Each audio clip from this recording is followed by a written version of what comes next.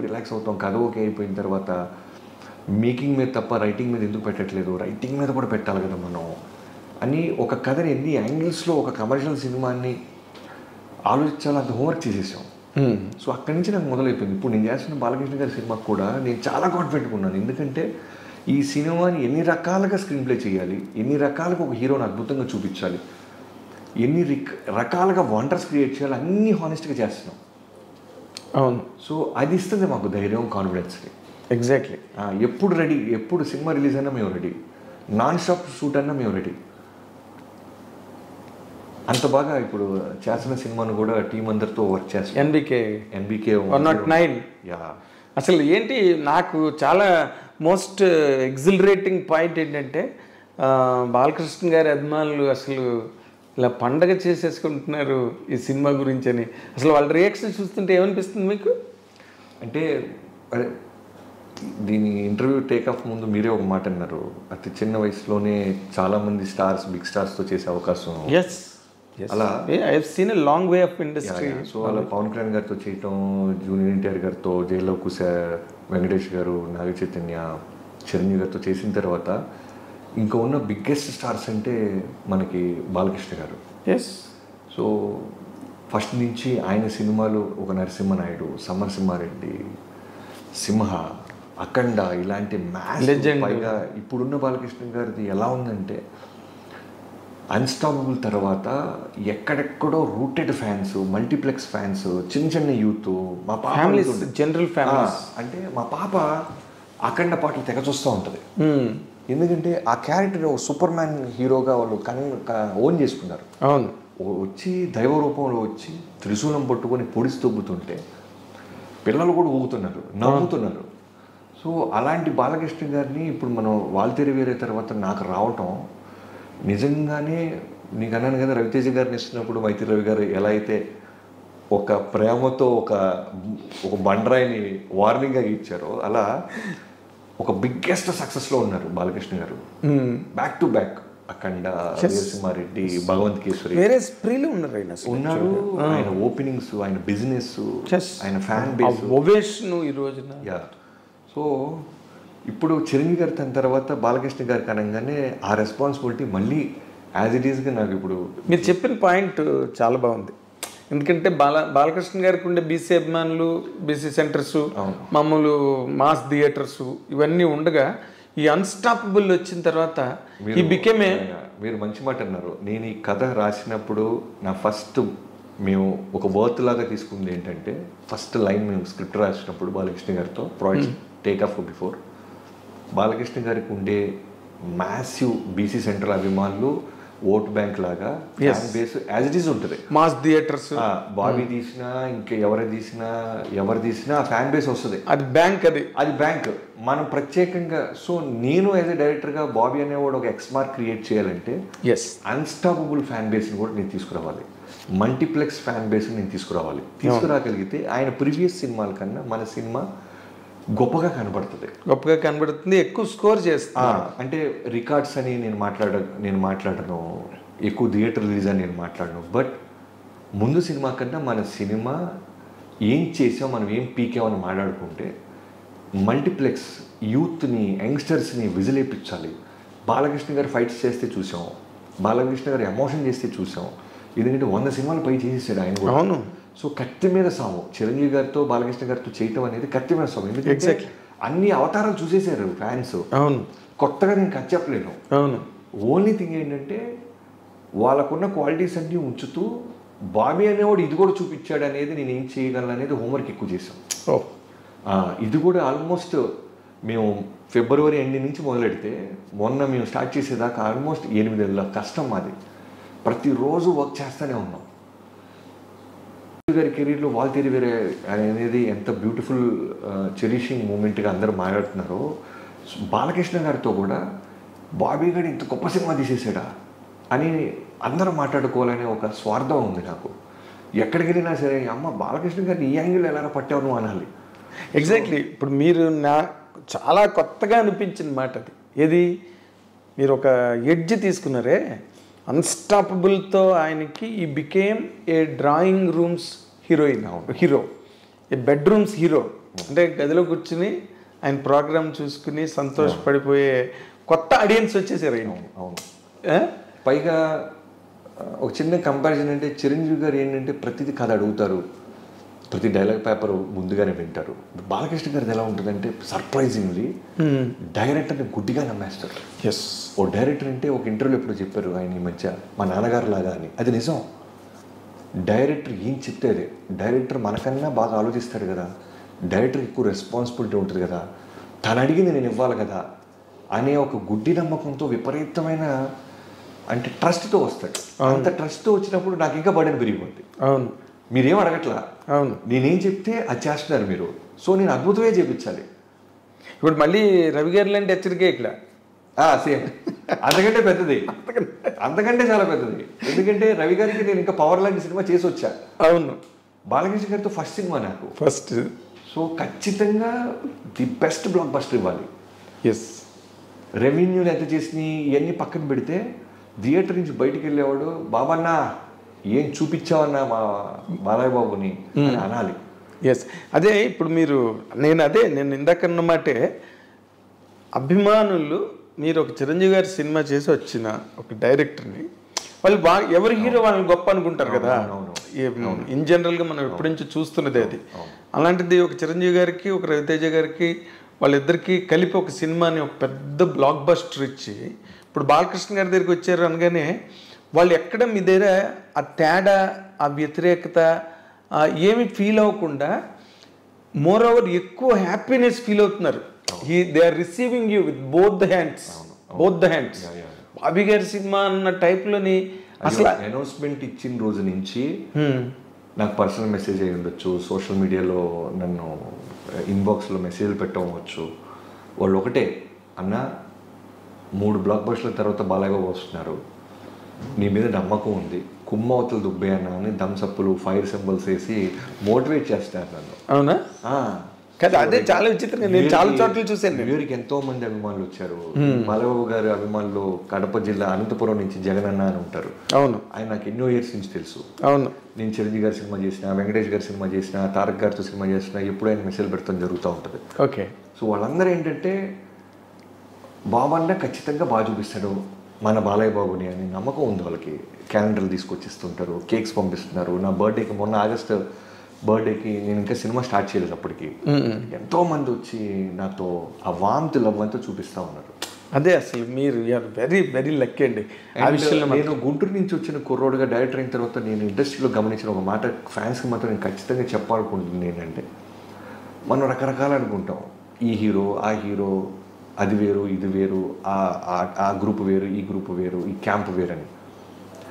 నా సినిమా పూజ రోజు బాలయ్య బాబు గారితో బర్త్డే రోజు జూన్ 10th స్టార్ట్ చేస్తే ఫోన్ చేసి చిరంజీవి గారు, తమ్ముడు all the best for Balayya Babu గారి సినిమా, వాల్తేరి వేరే కన్నా చాలా విజయవంతం అవ్వాలని మనస్ఫూర్తిగా కోరుకుంటున్నాను, అస్సలు రిలాక్స్ అవుతూ కష్టపడి తమ్ముడు అని ఫోన్ పెట్టేశారు. అలానే బాలయ్య గారితో లాస్ట్ 5 months నుంచి చాలా క్లోజ్ అసోసియేట్ అయ్యి ట్రావెల్ అవుతున్నాను. ఆయన అంతే, ఎప్పుడు టాపిక్ వచ్చినా మా బ్రదర్ చిరంజీవి గారు ఆ సినిమా బాగా చేశారు, ఆయన బాగా కష్టపడ్డారు, ఇలానే ఉంటుంది. తెలియని వాళ్ళే కొట్టుకుంటుంటారు, తెలిసిన వాళ్ళు నిజంగా నాకు ఆ ప్రేమ, ఆ ఇద్దరి పట్ల ఆ రెస్పెక్ట్ ఇచ్చుకోవటం, ఇవన్నీ ఉంటాయి. అదే ఇప్పుడు మీరు ఒక రకంగా అదృష్టవంతులు డైరెక్టర్లు అవడం వల్ల. ఎందుకంటే ఇక్కడ ఆ క్యాంపులో పనిచేసి ఈ క్యాంప్ వీళ్ళ గురించి వాళ్ళు ఏమనుకుంటున్నారు, వాళ్ళ గురించి వీళ్ళు అని మీరు ప్రత్యక్షంగా చూడగలి. అక్కడ అవేం ఉండవు. విపరీతమైన మెచ్యూరిటీ లేకపోతే ఏ హీరో స్టార్ హీరో అవ్వలేడు. వాళ్ళకి ఎంతో ఆలోచన శక్తి ఉంటుంది. వాళ్ళు చిన్నగా ఆలోచించరు, చిన్న మాటలకి చిన్న బురద వేసుకుంటారు, అక్కడ ఆగిపోరు వాళ్ళు. ఇంత ఫ్యాన్ బేస్ ఉంటుందంటే ఒక్కొక్కడికి ఒక్కడి కష్టాన్ని ఇంకోటి అర్థం చేసుకుంటారు, ఒకరి పట్ల ఒకరికి రెస్పెక్ట్ ఉంటుంది, అవన్నీ ఉంటాయి. ఎగ్జాక్ట్లీ. ఈ మోడర్న్ ట్రెండ్స్లో ఇలాంటి మూమెంట్స్ డైరెక్టర్స్గా మీకు వచ్చిన మూమెంట్స్ మాత్రం రియల్లీ ఎగ్జంప్లరీ, రిమార్కబుల్ రియల్లీ. ఎందుకంటే అది మీ అదృష్టం, నిజంగా నేను చెప్తున్నాను. ఎందుకంటే సమ్టైమ్స్ రిపల్సివ్ ఫీలింగ్స్ ఎట్లా ఉంటాయంటే అన్కంట్రోలబుల్ రేంజ్లో ఉంటాయి. మీరు అదృష్టం అన్నప్పుడు నేను అగ్రీ చేస్తాను, కానీ బట్ ఒక్క విషయం, అదృష్టంతో పాటు ఖచ్చితంగా మీ అందరికి తెలిసిందే విపరీతమైన కష్టం ఉంటుంది సార్ ఈ సక్సెస్కి బిఫోర్. ఎగ్జాక్ట్లీ. ఎందుకంటే ఒక మిడిల్ క్లాస్ ఫ్యామిలీ నుంచి వచ్చాను నేను. అవును. రాగానే జాబ్ దొరికేసింది చిన్నగిష్టి గారి దగ్గర. పొద్దున్న టిఫిన్ పెట్టేవాళ్ళు, మధ్యాహ్నం వర్క్ ఉంటే భోజనం పెట్టేవాళ్ళు. కొన్ని రోజులు నైట్ ఫుడ్కి బయటికి వెళ్ళి తినాలి మనం. అప్పటికి శాలరీ పొజిషన్కి వెళ్ళలేదు నేను. ఇంట్లో డబ్బులు అడిగితే ప్యానిక్ అవుతారు, ఏంటి పాపం ఇంకా సెటిల్ అవ్వలేదా వీడు, డబ్బులు పంపిస్తుంటే అని. ఇంకా ఆ థాట్ ఇవ్వకూడదు. నేను డబ్బులు ఇంట్లో తీసుకోకుండా నేను గెలవాలి అనేది మొండిగా ఫిక్స్ అయిపోయాను. సో అడగలేము ఇంట్లో, ఎవరి దగ్గరికి వెళ్ళి చేయి చాపలేము, సెల్ఫ్ రెస్పెక్ట్ ఉంటుంది. ఎస్పెషల్లీ మిడిల్ క్లాస్ మనలాంటి బ్యాచ్కి ఎక్కువ వస్తుంది. సో నైట్ నాకు మందు అలవాటు లేకపోవటం వల్ల మిగతా రైటర్స్ని పిలిచినట్టు నన్ను పిలిచేవాళ్ళు కాదు. ఊరికి బిత్త చూపులు చూస్తూ ఉండేవాడిని, అందుకని నువ్వు వెళ్ళిపోరా అనేవాళ్ళు. సో నైట్ ఫుడ్ ఉండేది కాదు. అప్పుడు ఏం చేసేవాడు అంటే, మా అమ్మ ఎప్పుడో చిన్న రైస్ కుక్కర్ ఒకటి ఇచ్చారు. ఎప్పుడైనా సరే నువ్వు ఉంటే కర్రీస్ అన్నీ నీకు వస్తుంటాయి కాబట్టి రైస్ పెట్టుకోరా అని. నాకు అప్పటిదాకా రైస్ ఎలా పెట్టాలో తెలియదు. మా అమ్మగారు చూపించారు. 1/2 గ్లాస్ బియ్యానికి నేను తినే తిండికి 1/2 గ్లాస్ బియ్యం, 2 గ్లాసులు వాటర్ పోసి కుక్కర్ ఆన్ చేస్తే 1/2 గంట 20 నిమిషాల్లో రైస్ అయిపోద్ది. సో ఆవకాయ జాడి ఇచ్చారు. లేదా మన కర్రీస్ అన్నీ ఇస్తుంటారు అక్కడి నుంచి ఇక్కడి నుంచి అని చెప్పేవాడిని. సో 3 రూపాయలు పెడితే పక్కన బంజారాస్ రోడ్ నెంబర్ 7లో పెరుగు అమ్మేవాళ్ళు. చాలా మంత్స్ ఆవకాయ అన్నం, 3 రూపాయలు పెరుగు, ఇదే నా ఫుడ్. చాలా మంత్స్ ఆవకాయ అన్నం పెరుగు అన్నం వేసుకుని తినేస్తే అయిపోయేది. ఎప్పుడైనా పొరపాటు ఆ 3 రూపాయలు మిగిల్చుకోవడానికి, ఎందుకంటే ఎగ్ ఫ్రైడ్ రైస్ అంటే నాకు చాలా ఇష్టం. ఓకే. అప్పుడు జీవికే కట్ల ఫారెస్ట్ లాగా ఉండేది. అక్కడ ఫ్రైడ్ రైస్ బండి ఇప్పటికీ ఉంది. వాడి దగ్గరికి వెళ్తే 18 రూపాయలు ఎగ్ ఫ్రైడ్ రైస్, 22 రూపాయలు చికెన్ ఫ్రైడ్ రైస్. సో ఈ 3 రూపాయలు పెరుగు దాచి ఎగ్ ఫ్రైడ్ రైస్ ఆదివారం పూట వెళ్ళి నేను సెలబ్రేట్ చేసుకోవడానికి ఎగ్ ఫ్రైడ్ రైస్ తినేవాడిని. సో ఈ పెరుగు వేసుకుపోవటం వల్ల ఏమైపోయిందంటే, ఎప్పుడు అలవాటు లేకపోవటం పచ్చడాన్ని తినడం వల్ల కడుపు మంట వచ్చేది. అదే ఇవన్నీ కూడా నేను ఎందుకు చెప్తానంటే, ఇవన్నీ కూడా మెమరీస్ నేను దాచిపెట్టుకునేవాడిని. ఇవి నేను చెప్పాలి. ఏ రోజు నేను సాడ్గా ఫీల్ అవ్వాలా. అదే నాకు మంట అన్నం తినేస్తున్నాం, కారం అన్నం తినేస్తున్నాం, అయ్యో నేను పెయిన్ ఫీల్ అవుతున్నాను, ఇదేంటి నా లైఫ్ ఇలా అయిపోయింది, నా ఫ్రెండ్స్ అందరూ న్యూజిలాండ్ వెళ్ళారు, నా ఫ్రెండ్స్ అంతా ఐటీ ఎంప్లాయీస్ వెళ్ళారు, నా ఫ్రెండ్స్ ఇలా ఈ కూడా ఉండేది కాదు. అరే రామారావు గారు ఇలా పడ్డారంట, నాగేశ్వరరావు గారు ఇలా కష్టపడ్డారంట, చిరంజీవి గారు ఇలా పడ్డారంట, మనం కూడా ఇలా పడుతున్నామంటే ఏదో రోజు వస్తుందని వెయిట్ చేసేవాడిని. అదే ఇప్పుడు మీరు చెప్తుంటే నాకు ఎన్టీ రామారావు ఇన్సిడెంట్ గుర్తొస్తుంది. అక్కడెక్కడో మౌంట్ రోడ్లో రూపాయికి ఫుల్ ప్లేట్ నిండా పెడతారు పులిహోర అంటే, గుమ్మడి గారిని తీసుకుని నడుచుకుని అంత దూరం వెళ్ళేవారంట 1 రూపాయి కోసం అని చెప్పి. అలానే ఇప్పుడు ఇంత ఖరీదైన బట్టలు వేస్తున్నాను, షూ వేస్తున్నాను, కాస్ట్లీ కార్లు తిరుగుతున్నాను. ఇదే బాబీ 2006, 2007లో కూడా ప్యారడైజ్ దగ్గరికి వెళ్ళి 40 రూపాయలు చొప్పున రోడ్డు మీద చొక్కా కొనుండే నేను. కథ చెప్పాలంటే ఒక హీరోకి మంచి షర్ట్ ఉండాలి. సో వెళ్తే వాడు 100 రూపాయలకి 2 షర్ట్లు, 100 రూపాయలకి 3 షర్ట్లు పెట్టేవాడు. అవును. అలాంటి షర్టు నేను చాలా కాలం వాడా. 40 రూపీస్కి ప్యారడైజ్ దగ్గర నేను షర్ట్ కొన్నా. సో ఇవన్నీ పడ్డా. చాలామంది డైరెక్టర్స్ వర్క్ అయిపోయిన తర్వాత పేమెంట్ విషయంలో, క్రెడిట్ విషయంలో మోసం చేసేవాళ్ళు. ఓకే. ఎప్పుడు కంప్లైంట్ చేసేవాళ్ళు కాదు. ఓకే నెక్స్ట్ సినిమా ఇంకో డైరెక్టర్ ఎవడో వస్తాడు, ఇంకోటి ఎవడో మనం ఉద్ధరిస్తాడు, ఇలా ట్రావెల్ అవుతూ ఉండేవాళ్ళు. సో ఇలాంటి ఎన్నో పెయిన్ఫుల్ మూమెంట్స్ ఉన్నాయి. ఇవన్నీ 11 ఏళ్ళు పడ్డ తర్వాత వచ్చింది నా లైఫ్కి. 11 years is a 11 years long journey. ప్రేమించి పెళ్లి చేసుకున్నాను అమ్మాయిని. అసలు ఎవరు కానీ నాకు ఇప్పుడు ఇందులో $1 million డౌట్ క్వశ్చన్ అంట్లా. $1 million అసలు మిమ్మల్ని ఏం చూసి ప్రేమించారండి? నేను ఇప్పుడు ప్రేమించడానికి ఒక కార్యమే ఉండాలి, ఏ క్వాలిటీ లేవు మనకి, అసలు ఏమీ లేదు మీకు. అది నిజంగానే లైఫ్లో చాలా థింగ్స్ రాసి ఉండాలండి. ఎస్, అంటే మనం పెళ్లి చేసుకోబోయే అమ్మాయి అనేది రాసి ఉంటాం అనేది ఖచ్చితంగా రాసి ఉంటే తప్ప మన లైఫ్లో రారంటానికి బెస్ట్ ఎగ్జాంపుల్ నేనే. ఎగ్జాక్ట్లీ. ఓ 9th క్లాస్ చదువుతున్న అమ్మాయిని ఇంటర్మీడియట్లో ఉన్న నేను లవ్ అంటారు దాన్ని. అప్పుడు ఈ సినిమా పాటలు ప్రేమించుకున్నారు, ఈ రావటం వల్ల అది ప్రేమ అనుకుండేవాడిని తప్ప ప్రేమ లేదేం లేదు. చిన్న అందరికీ గర్ల్ ఫ్రెండ్స్ ఉన్నారు, మనకి గర్ల్ ఫ్రెండ్ ఉండాలని తిరుగుతున్న నాకు నా ఫ్రెండ్ ఒక అమ్మాయిని కలవటానికి వెళ్ళేవాడు నా బైక్ తీసుకొని పొద్దున్నే. వాడు వెళ్తుంది ఒక స్కూల్ అమ్మాయిని కలుస్తున్నాడని కెండల్ చేసేవాడిని నేను. స్కూల్ అమ్మాయిలో వచ్చేటువంటి రా సోదిలా కూడా కానీ అలా అంటూ ఒక్కరోజు నన్ను తీసుకెళ్ళాడు. 2 అమ్మాయిలు వచ్చేవాళ్ళు. వీడు ఒక అమ్మాయి కోసం వెళ్తే తిలక్ అని నా ఫ్రెండ్, ఆ అమ్మాయి పక్కన అమ్మాయి ఖాళీగా ఉన్న అమ్మాయి పేరు అనూష. ఇప్పుడు నేను పెళ్లి చేసుకున్నాను. సో ఖాళీగా ఉందిగానే మాట్లాడుతూ స్టార్ట్ చేసా. పాపం తను కూడా ఏంటంటే చాలా 9th క్లాస్ అంటే చిన్నపిల్ల. వాటర్ ఉన్నాయా అంటే వాటర్ బాటిల్ ఇవ్వటం, స్కూల్ ఎన్నింటికి అయిపోద్దండి అంటే టైం చెప్తాం, ఇలా స్టార్ట్ స్టార్ట్ అయ్యి అలా అలా వెళ్తూ వెళ్తూ వెళ్తూ వెళ్తూ తెలియకుండానే రోజు ఫోన్ మాట్లాడు. అప్పుడు సెల్ ఫోన్లో ఈ గోల ఇది లేదు, ల్యాండ్ లైన్ ఫోన్లు రావటం. ఓని అమ్మ సినిమాలో లాగా మనకి ఫోన్ వస్తుందని నాన్న పడుకున్న తర్వాత ల్యాండ్ లైన్ ఎత్తటం, నైట్ టైం ఎక్కువసేపు మాట్లాడటం, తెలియకుండానే ఒక ట్రావెలింగ్ స్టార్ట్ అవటం. అయిన తర్వాత సడన్గా అమ్మాయి 10th క్లాస్ అయిపోయి ఇంటర్మీడియట్కి వచ్చే టైంకి మనం ఇలా మాట్లాడుకోవాలంటే పెళ్లి చేసుకోవాలి అంతే. ఇదేంటి పెళ్ళి ఇలాంటిది, ఇంత చిన్నపిల్ల, మనమే చిన్నపిల్లడు అనుకుంటే ఇంకా చిన్నపిల్ల, అది చేసుకుంటావులే అలా అన్న తర్వాత తెలియకుండానే నాకు పెళ్లి చేసుకుంటానని మాట ఇచ్చాను కదా, పెళ్లి చేసుకోవాలంటే my separate caste, inter caste marriage నాది. అంత ఈజీగా ఒప్పుకోరు కదా మన సైడ్. అన్ని చోట్ల అడ్వెంచర్సే, అన్ని చోట్ల అడ్వెంచర్సే. ఇలా థింక్ చేస్తూ ఇంకా మనకి చదువు కరెక్ట్ కాదు, మనం ఏదైనా వెతుక్కోవాలి.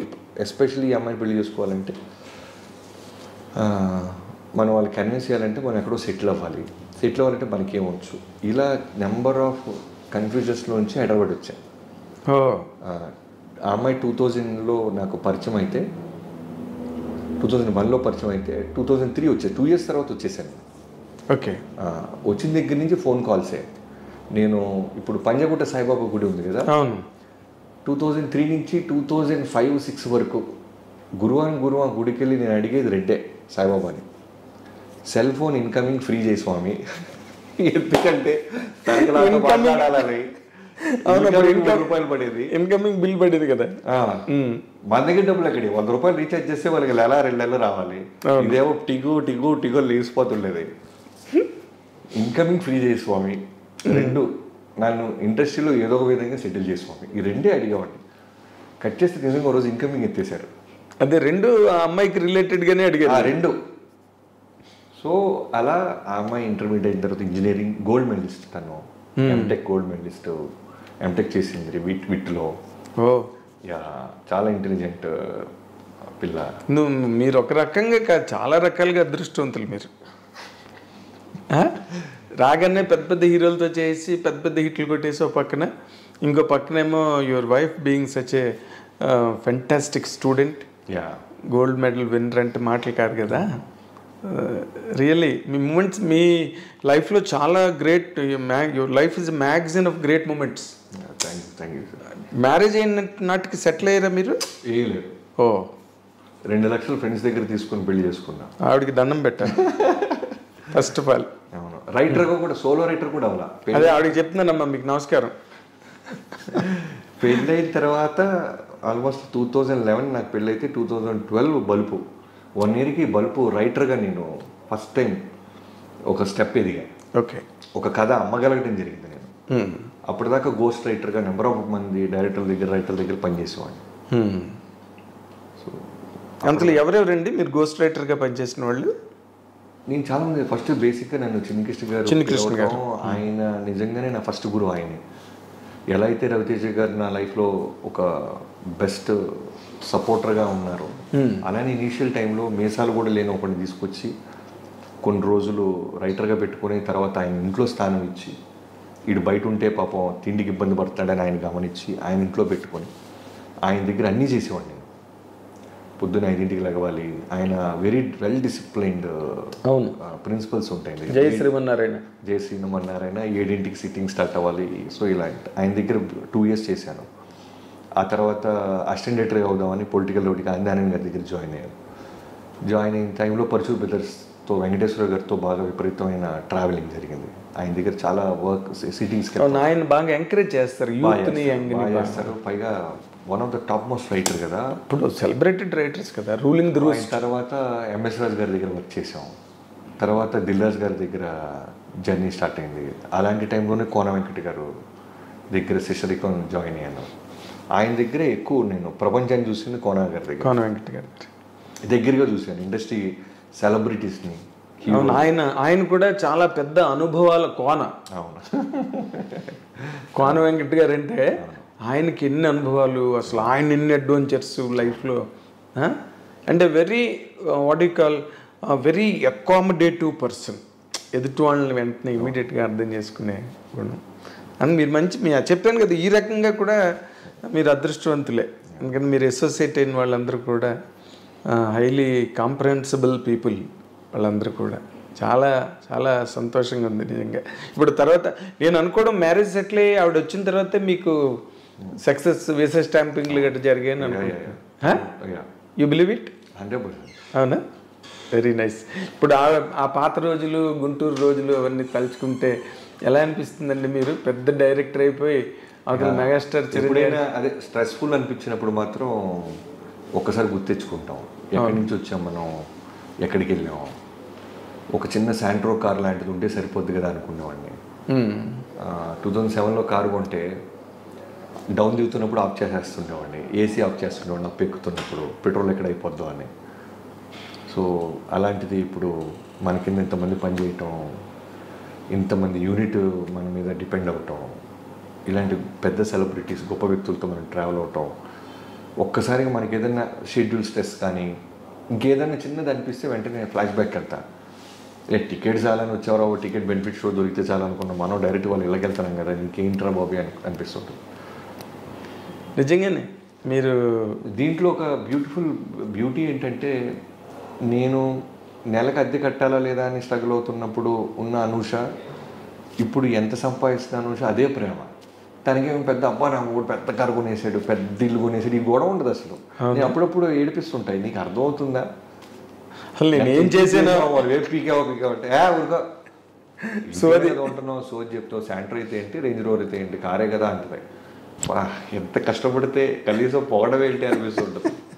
కానీ అంటే ఆవిడ మీరు చదువుకున్న పర్సన్ కదా, షీఈ్ ఎన్ ఎడ్యుకేటెడ్ పర్సన్. అంటే వాళ్ళ పెంపకం కూడా, వాళ్ళ పేరు యుద్ధాలు జరగలేదా మీకు? ప్రేమ యుద్ధాలు అక్కడ గుంటూరులో పెద్ద జరగలేదండి. ఓకే, నేను ఎక్స్పెక్ట్ చేసినంత. అంటే గుంటూరు కారం బాగా కోపాలు తాపాలు ఆగ్రహాలు. నాన్నగారు చాలా మెచ్యూర్డ్, చాలా మెచ్యూర్డ్, వెల్ ఎడ్యుకేటెడ్, పెద్దగా అంటే జిల్లా పరిషత్లో ఆయన ఒక చాలా పెద్ద పొజిషన్లో వర్క్ చేశారు, గవర్నమెంట్ ఎంప్లాయీ. సో ఆయనకి ఏంటంటే నేను ఆయన దగ్గర నుంచి చాలా నేర్చుకుంటుంటాను. వెరీ బ్యాలెన్స్డ్, వెరీ ఓకే, చాలా యాక్టివ్. ఇప్పుడు నా ఎన్ని ఆయన చూసుకుంటుంటారు, మనకేం తెలియదు. మనం ఒక రూపాయి వస్తే రూపాయి ఎక్కడ ఇన్వెస్ట్ చేయాలో మనకు తెలియదు. అన్నీ కూడా ఇప్పుడు మా నాన్నగారు లేరు కాబట్టి ఫాదర్ పొజిషన్ అన్నీ ఆయన, మా అత్తయ్య, మా పాపని మొత్తం ఆల్మోస్ట్ 3 ఏళ్ళు వాళ్ళే దగ్గరుండి పెంచారు. మీ ఇద్దరం పిల్లలనే. సో వాళ్ళే అనూష వాళ్ళ అమ్మమ్మ గారు ఒక ఉంటుంది, ఆమె అనూష వాళ్ళ మదర్ని పెంచింది, అనూషాని పెంచింది. నా మరదలు వచ్చి ద్రోణవల్లి హారికాని ఇంటర్నేషనల్ చెస్ ఛాంపియన్.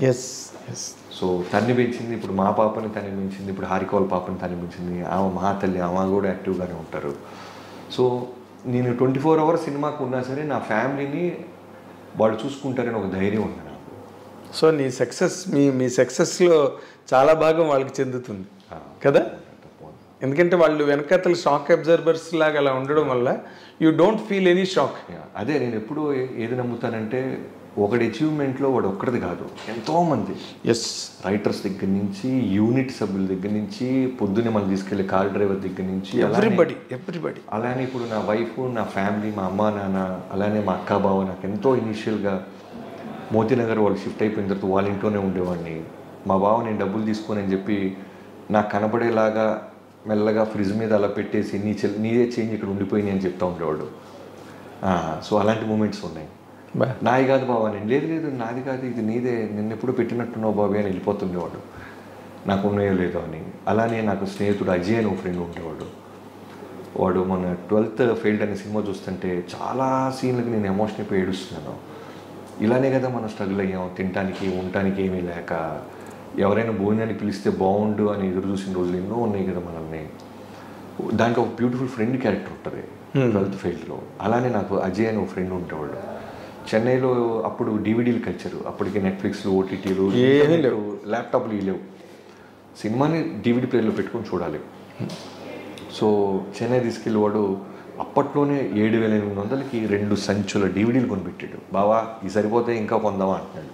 అంటే ఆల్మోస్ట్ నాకు 100 కోట్ల రూపాయలు ఇచ్చినట్టు. అన్ని Hollywood, Korean films, Tamil films 2 కవర్ల నిండా వేసి బస్ ఎక్కించి వచ్చాం. ప్రతి సినిమా చూసేవాడిని. సో అలాంటి ఫ్రెండ్స్. వాసు అని నేను ఇనిషియల్గా హైదరాబాద్ వచ్చినప్పుడు చిన్న గదిలో ఉండేవాడు. వాడు చిన్నకృష్ణ గారి దగ్గర జాయిన్ అవటం ముందు ఇంతే గది, ఇదే వంటగది, ఇదే బాత్రూము, ఇదే ఇక్కడే పడుకోవాలి. ఈ గదిలో 2 నెలలు ఉంటా. ఈ 2 నెలలు నాకు సపోర్ట్ చేసిన వాసు ఇలా ఎంతోమంది పేర్లు మర్చిపోవచ్చు, కానీ ఎంతోమంది ఉంటారు ఒకటి సక్సెస్ వెనకాల.